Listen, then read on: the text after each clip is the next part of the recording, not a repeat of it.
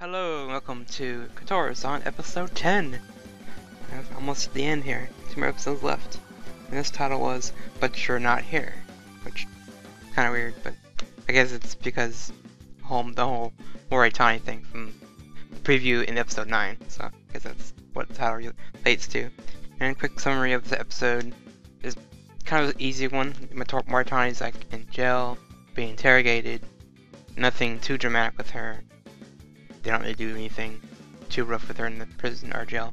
And after that, we get the bits with Kotura and the rest of the ESP club trying to figure out who the criminal is, with a little bit of drama between Manabe and Kotura, which is nice. So to go into some fine detailed episode, but with more CSI Kotura-san, like the last episode. And the episode opens up with Kotura and Manabe going to school together, and they're all happy and cheery because of what happened last week with everyone kind of standing up for her while Mom was there. And you get that part, so it was kind of nice touching moment. But the drama kicks in when Kotura arrives at the school, and everyone kind of like there's police cars and cameras and news people outside the school, which tells you that Moritani was arrested, as you know, kind of was in the wrong place, wrong time. But they're trying to see if she really did the crime, which was an interesting twist. But unfortunately, they are kind of hinting towards she did not actually commit the crime, which is fine. And while Moritani's at the jail, Kotura and Manabe kind of rush down there to convince the cops that this is this is all a misunderstanding. She's not guilty of this crime, things like that.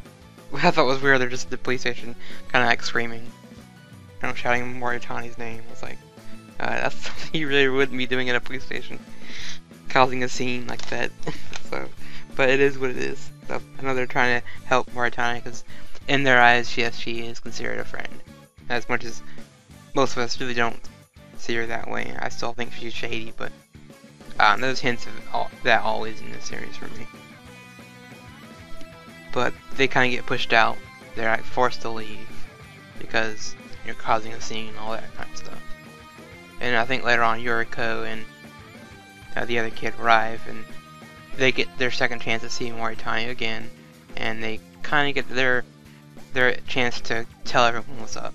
Well, actually, I forgot, they're leaving, and the detective girl, she sees them, kind of like sneaks them in to see their friend. So they're all eating lunch when the other detective, the man, walks in. He's kind of like, "What is everyone doing here? Like, why are you doing this? You're messing up the investigation." But during that scene, Kotura kind of reveals her power to the detective guy, where she reveals a lot of things about him, personal things that he doesn't want everyone really knowing. So. But she gets everything correct, and he's kind of like, okay, I believe you.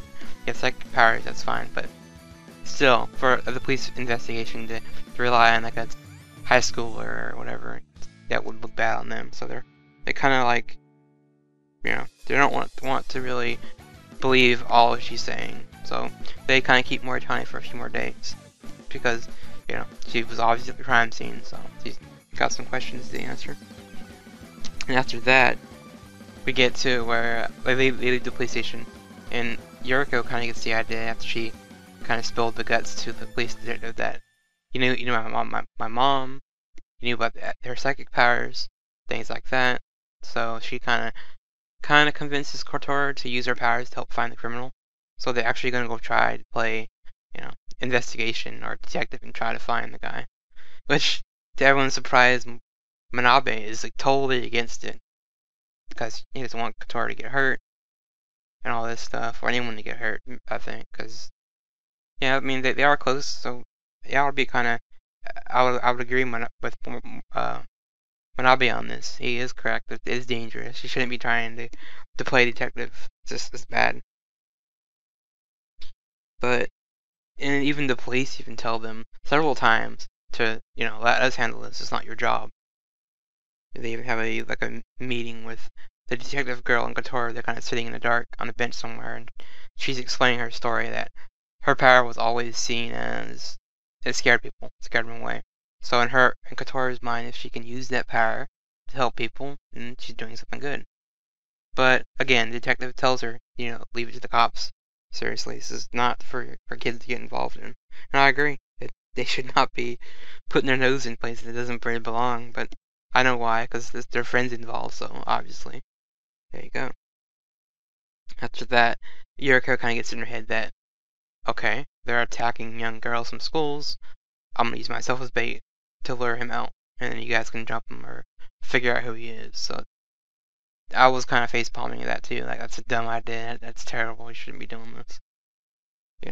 Kotoura's power is seeing people's minds. She can't do anything to stop them. I mean, so. But I thought it was funny that the police, the investigation chick, actually called them before they planned their use theirself as bait thing, telling them that, well, he was recently seen on some street, and she's like, okay, why are you telling us this? Which leads me to believe, what, I don't know if it's true or not, but what if the female detective, is the actual criminal? Because I know they showed like a quick cut of whoever it was, the criminal. It had black hair, so, and the only people with black hair right now are two suspects for me, anyway. Kotoura's mom's new boyfriend, he has black hair, and because you had the whole thing last time, when she looked at him, Kotoura looked at him, and she was kind of like, double checked him, like, wasn't sure what to get from him. And you have the detective girl who has black hair as well, so it's like, it's kind of weird. So who do you think is the actual criminal? Is it a brand new character we haven't seen before? That is still that option. Because I think that having the detective girl as the criminal would be kind of interesting, but kind of, it wouldn't work. I mean, Kotoura would have figured it out by now, I think, anyway. But, yeah, anyway. That was the episode. I mean, there wasn't much to actually talk about. I mean, Martani does get out, which is nice. She does get a chance to leave. But at the same time, there's some funny moments with her. She's kind of in the jail, in the interrogation room, kind of just chilling out, eating free food, and just on a vacation, kind of sort of the way she treats it. But yeah, no, she was probably not happy to be in there. Who would? I wouldn't. So anyway, that was the episode. And next time, it's Stand By Me, which kind of showed like a little bit hints of Manabe and Kotoura together. Maybe she confesses to him, or maybe they find the criminal and it saves the day. And then the last two episodes are maybe basically them getting together episodes, maybe. I don't know. Like I said, only 2 episodes left. I don't see what they could do left. I know they're gonna wrap the murdered criminal guy first, and maybe the last 2 episodes focus on the characters. What happens after? Does our mom come around? You still got that option still too. So anyway, that's been episode 10. See you next time.